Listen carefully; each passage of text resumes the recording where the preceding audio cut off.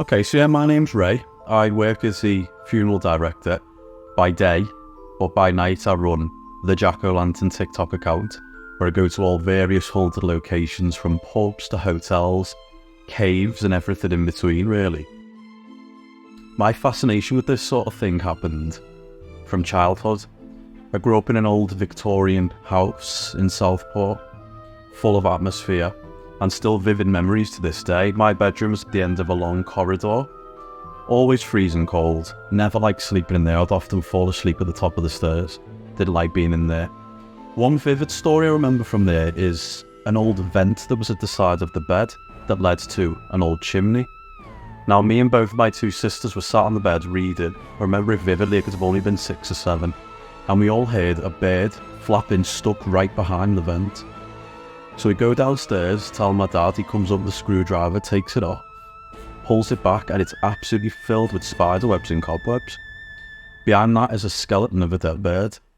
Now, there was no room where it could have moved, flapped, where another bird could have been.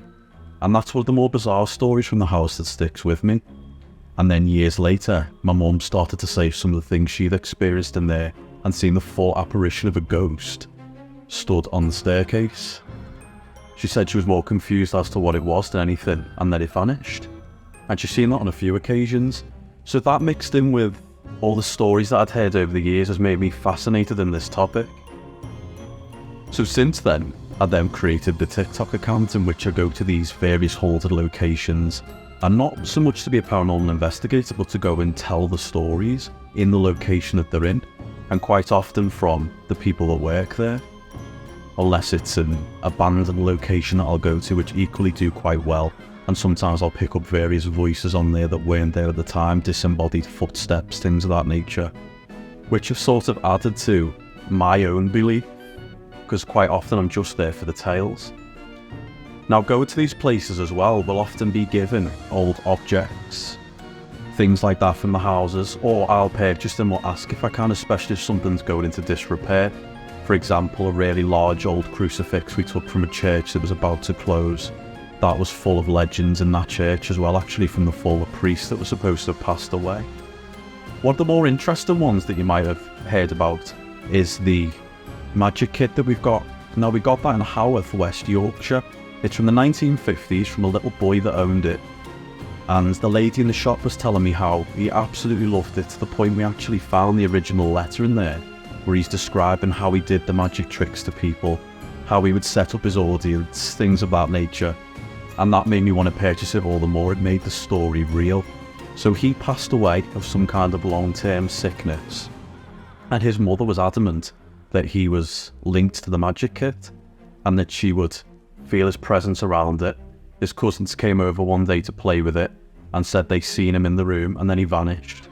So ever since hearing that story, I wanted it. So that's one of the items I've got in the house, and because it's so complete and it has the letter, there's quite a lot to see as well. Another one is the Ouija board that we've took on. Now, that one was something that I didn't really believe in previously. I thought it was a bit of folklore. I thought it was people would move it. Still fascinated me, and I love the history of it, but I didn't fully believe it until one night, a friend and my older sister, we played it here by candlelight. It began to fully move, spelt out a man's name, where he passed away and the year, and then I asked for a noise to prove that he was really here, and there was a loud bang from upstairs, pretty much on cue, and we were the only 3 people in the house. Ever since then, it's not been touched. It's actually behind a frame now, but it just adds to the aesthetic of the house, and it's another talking point of the various haunted objects we have in here. So please follow me on the various adventures of where I go to, and I'll talk about some of the haunted objects. I write under the name of the Jack-O-Lantern on TikTok. The handle is Jack-O-Lantern Stories. You'll be able to find me there. Follow me along with the journeys. I go right from Ireland to Scotland to Old England and everywhere in between. Thanks.